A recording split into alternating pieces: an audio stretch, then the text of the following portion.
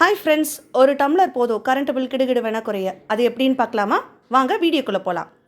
இன்றைக்கி யூஸ்ஃபுல்லான வீட்டு குறிப்புகள் பற்றி பார்க்க போகிறோம்.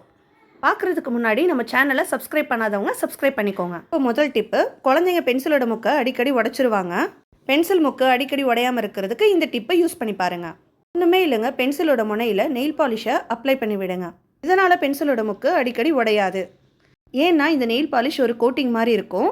இந்த டிப் உங்களுக்கு பிடிச்சிருக்குன்னா லைக் பண்ணுங்கள். இப்போ அடுத்த டிப் பற்றி பார்க்க போகிறோம். நம்ம வீட்டில் இருக்கிற செவுத்தில் குழந்தைங்க கிரையான்ஸ் பென்சில் வச்சு கிறுக்கிட்டாங்கன்னா அதை ரொம்ப சுலபமாக க்ளீன் பண்ணுறதுக்கு இந்த ஐடியாவை யூஸ் பண்ணிக்கோங்க.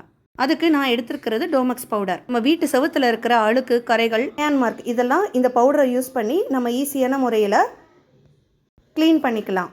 ஈரமான துணியை எடுத்துக்கோங்க. அந்த துணியை டோமக்ஸ் பவுடர் விட்டுட்டு எந்த இடத்துல கரை இருக்கோ அந்த இடத்துல வச்சு நல்லா க்ளீன் பண்ணிக்கோங்க. துணியை வச்சு நல்லா தொடச்சி எடுத்துட்டிங்கன்னா அந்த கரை போயிடும். செவுரு நல்லா பளிச்சுன்னு இருக்கும், பெயிண்ட் அடித்தது போல். இந்த ஐடியா பிடிச்சிருந்ததுன்னா ஷேர் பண்ணுங்கள். சமையல் மேடை எப்பவும் க்ளீனாக இருக்கிறதுக்கான ஒரு டிப் பார்க்கலாம். 2 தட்டை எடுத்துக்கோங்க. இதை நம்ம கேஸ் ஸ்டவோட அடிப்பகுதியில் வச்சிடுங்க. இதனால் பால் பொங்கினாலோ குக்கர்லேருந்து பருப்பு வெடிஞ்சாலோ நம்மளோட சமையல் மேடை அழுக்காகாது. எல்லாமே அந்த தட்டிலே இருந்துடும். நம்ம அந்த தட்டை வாஷ் பண்ணிக்கலாம். இந்த மாதிரி யூஸ்ஃபுல்லான டிப்ஸ், நிறைய ரெசிபிஸ் எல்லாம் பார்க்கணுன்னா நம்மளோட சேனலை சப்ஸ்கிரைப் பண்ணுங்கள். இப்போ நாம் அடுத்த யூஸ்ஃபுல்லான டிப் பற்றி பார்க்கலாம். ரொம்ப துருப்பிடிச்சு அழுக்காயிட்டு எண்ணெய் கரை படிஞ்சிருந்தாலோ பழசாக இருந்தாலோ இந்த டிப்பை யூஸ் பண்ணி பாருங்கள். நல்லா புதுசு போல் மாற்றலாம். இதுக்கு பாத்திரம் தேய்க்கிற ஸ்டீல் நார் எடுத்துக்கோங்க. லைட்டரில் வச்சு நல்லா தேய்ச்சிக்கோங்க. தேய்க்கவே அதில் இருக்கிற துருக்கரைகள், அழுக்குகள் இதெல்லாமே காணாமல் போயிடும். பாருங்கள், நம்மளோட லைட்டர் புதுசாகிடுச்சு. இப்போ நீங்களும் இதை ட்ரை பண்ணி பாருங்கள். நம்ம அடுத்த டிப் என்னென்னு பார்க்கலாம். ஒரு டம்ளர் எடுத்துக்கோங்க. அந்த டம்ளரில் தண்ணி எடுத்துக்கோங்க.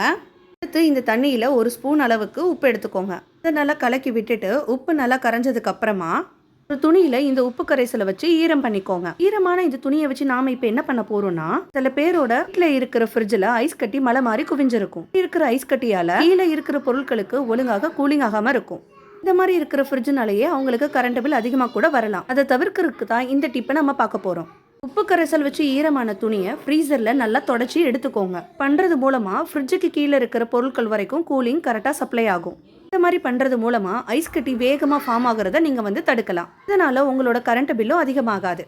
கண்டிப்பாக இந்த டிப் எல்லாமே உங்கள் எல்லாருக்கும் ரொம்பவும் யூஸ்ஃபுல்லாக இருக்கும். இந்த டிப் எல்லாம் உங்களுக்கு பிடிச்சிருக்குன்னா லைக் பண்ணுங்கள், ஷேர் பண்ணுங்கள். மறக்காமல் எங்கள் சேனலை சப்ஸ்கிரைப் பண்ணுங்கள்.